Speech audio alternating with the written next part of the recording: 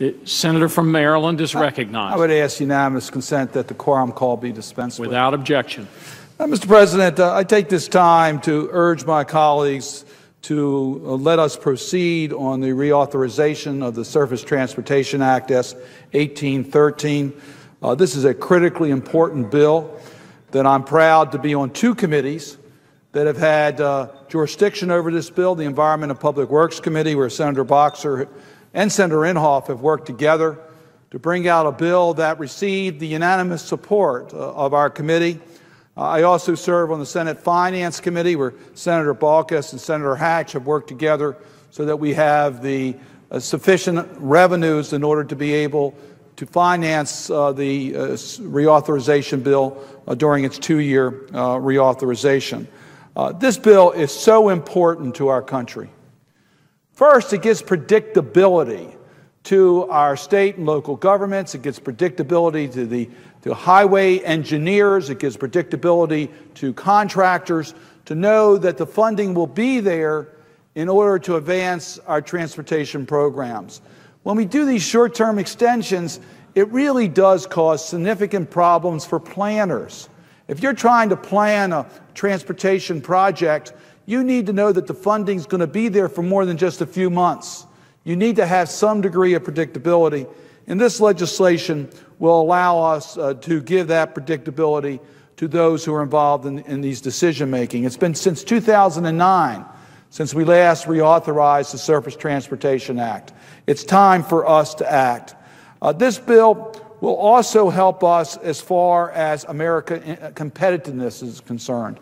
We need to have modern transportation infrastructure, whether it's our highways, our bridges, our transit systems. We need to make sure that we can meet the challenges of today's society.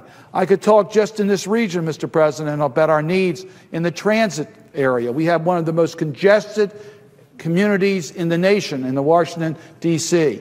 Many of my constituents who live in Maryland come into work every day, working for the federal government using the mass transit system. That system is aged and needs attention.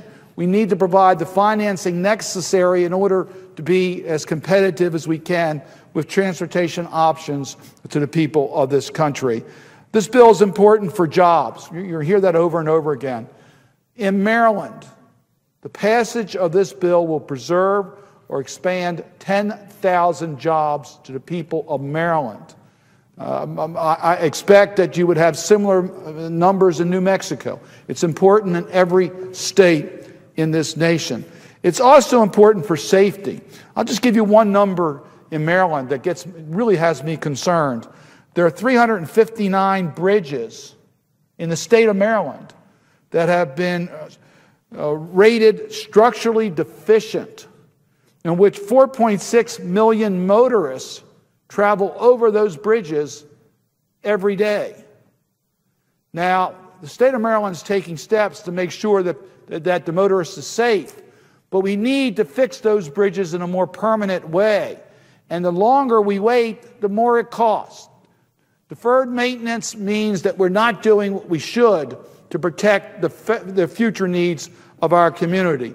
This legislation puts a heavy priority on maintaining our infrastructure, our transportation infrastructure, so that it's safe and we can move forward into the future. The legislation is balanced between transit and highway. Now, I know in certain regions of this country, highways are the principal means of transportation, and their interest in transit isn't quite as great as it is if you represent the people of New York, or you represent the people of Maryland, or you represent the people in an urban center where public transit becomes a very important part of our transportation needs. This legislation is balanced to take care of the needs of our highways and the needs of our transit system. And I think it's a credit to that balance that in the Environment and Public Works Committee and the Banking Committee, the two committees that have principal jurisdiction over the highway program and over the transit program, that we had unanimous support on bringing this bill forward.